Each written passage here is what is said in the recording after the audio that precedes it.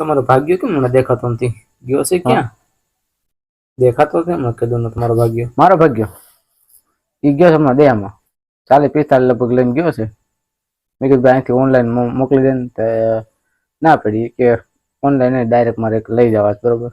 મેં કીધું હાસું જઈ જાય વચમાં કઈ યાદ હારું થાય તો પછી મારી જવાબદારી નહીં, પછી હું બીજી વાર નહીં આપું એમ કીધું મેં એને. હવે પાછો આવી છે કે નહીં? કે દિવસ પાછો આવવાનો?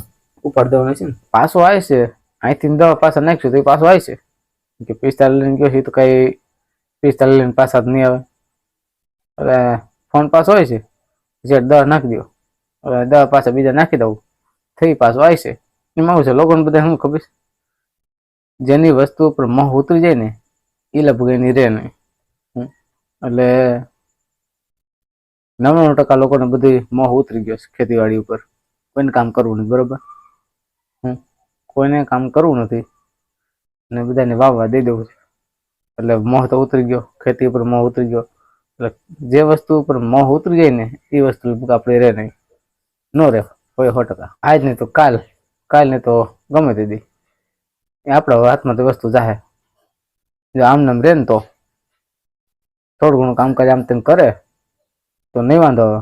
બાકી જો હાવ જો મૂકી દીધું ને તો એ વસ્તુ આપણા હાથમાંથી ગઈ સમજી લેવાનું. પહેલા જે ગઈડિયા હતા ને કામ કરતા, ગમે એવું કામ હતું પાર પાડી દેતા. અત્યારના કોઈ નાની સિંગ કામ કરી શકે એમ નથી. બસ એક છોકરો હોય તો વિદેશમાં હોય,